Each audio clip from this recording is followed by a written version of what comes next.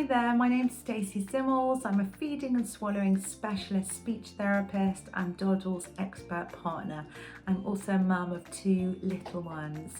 So I've been asked to do this video on how to get your baby and then your toddler into a bit of a routine with naps and meal times. And it's a brilliant topic to chat about and to address because it can be quite tricky, particularly in the early stages of starting solids when the baby may well be napping 3 or 4 times in a day, to fit in naps and meal times and milk feeds. So I'm going to start with what you're going to do at 6 months, or what I would suggest you do, and then see how that evolves. So when your baby first starts solids, I would suggest that you prioritize your baby's sleep needs first, because that can be the thing that is hardest to achieve and the thing that you really want to sort of get so that your baby can eat well and be sort of happy and relaxed and not too overtired, ready for their meal. So if your baby's on a nap schedule, keep to that. Or if you're following something around wake windows where you're watching for your baby's tired cues, you would do that.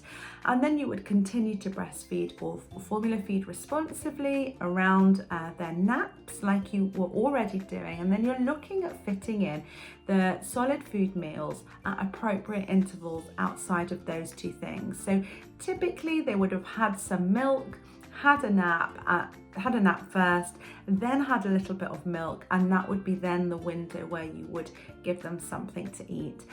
I don't follow or suggest that you follow prescribed times of the day, but I would more be looking at having patterns to when you're doing things. So for example, if baby's going to have a nap today at 11, then they're going to wake up at say 11:45. You'll offer them some milk when they've woken up, so they'll be done by around 12ish. You'll be looking at giving them some solids around 12:30, half an hour or so after that milk feed, and then they're not too tired because they've only been awake sort of 45 minutes or so. They're not too ready for the next nap, and that's going to be a good window and a good time for you to give their solid meals. And it may vary each day within half an hour or so, depending on how long they slept or napped, but that's going to be around your lunchtime. And that's how I would get started when it comes to thinking about meal times. Now, as your baby gets older, they're going to start having less naps in a daytime period. And that's where you need to be flexible around when your solid food times are.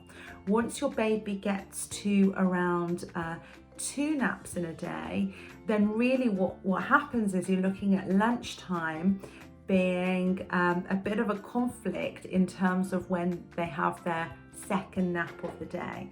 So typically they may have a first nap say around 9ish, and then they may be looking at having a nap around 1ish, and if that's working out well and working for you, then they'll be having their lunch before that afternoon nap, and that sits really well.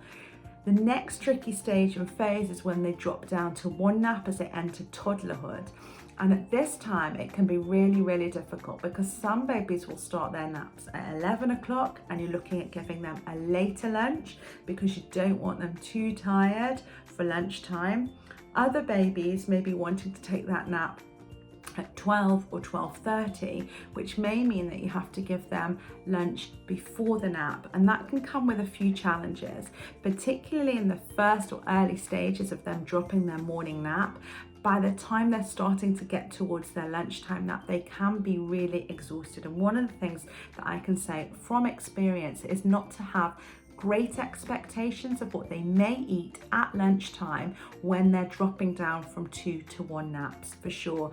There was a period where my son barely ate lunch whilst he was doing that transition. Probably maybe we'd get like 1 decent lunch out of him out of 7, something along those lines. Other babies may cope okay. The other thing that may be happening is that you're noticing that you're going to have to give lunch around 11 o'clock or 11:15, which may be earlier than you'd like or earlier than the rest of the family, so that they're just not too tired to eat, particularly if they're an early riser and they've had breakfast early, but also that there's enough time for them to get from lunch to getting ready for having that nap when they need it the most, so that the two things aren't clashing. Obviously, once they drop that nap, then you're looking at meal times to suit you and to suit your activities, and they don't really have to fit in with naps and nap times. So I hope that you found that video helpful. Thanks for watching.